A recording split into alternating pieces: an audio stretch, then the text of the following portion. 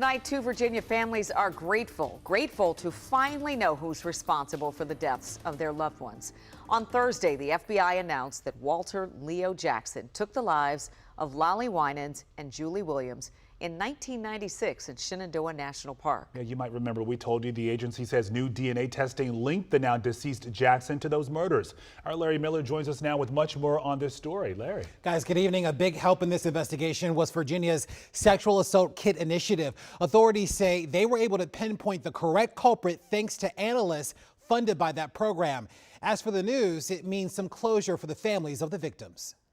If he were alive today, we would seek a single defendant indictment charging Walter Leo Jackson Sr. with these crimes. After 28 years, federal investigators put a name and face to the person they say was responsible for the murders of a young couple hiking in Shenandoah National Park. This is a great example of our tenacity not to give up on any case. They were last seen alive on May 24th. Their bodies were found 8 days later. Prior reports from 1996 documented the early stages of the case of 24-year-old Julie Williams and 26-year-old Lollie Winans. Lollie and Julie were genuine, authentic, and caring people.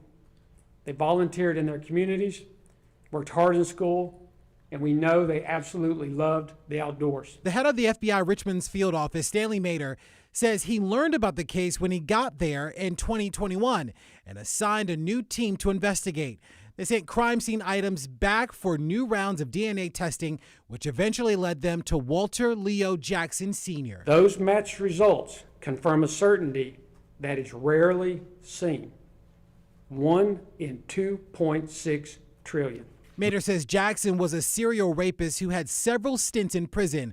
The last began when he was sentenced for a 2011 rape in the Cleveland, Ohio area. During that time, he was convicted of 2 other rapes that happened in the same area in June and July of 1996, within 2 months of when they say he murdered Williams and Winans.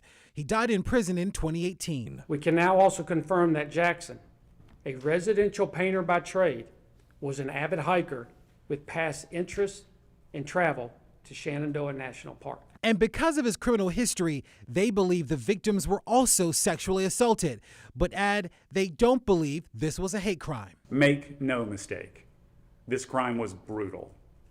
This crime was definitionally hateful.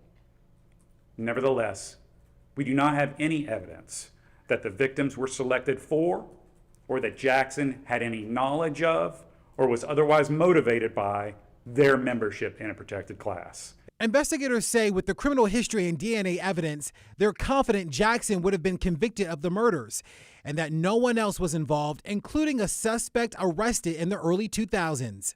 They add they told the Williams and Winans families about their determination Wednesday, and they say they were grateful.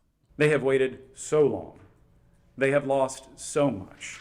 And it is my hope that this announcement today provides some small measure of solace to the families. Now, in a statement, Virginia Attorney General J.C. Miara said in part that resolving this cold case brings comfort to the victims' families and showcases the unwavering commitment of our law enforcement agencies to seek justice no matter how much time has passed. Investigators say they're not done looking into Jackson's past. They are combing through unsolved cases where Jackson could be a suspect. Guys? Yeah, at least in this case, justice delayed, but certainly not denied. Yeah. All right, Larry, thank you.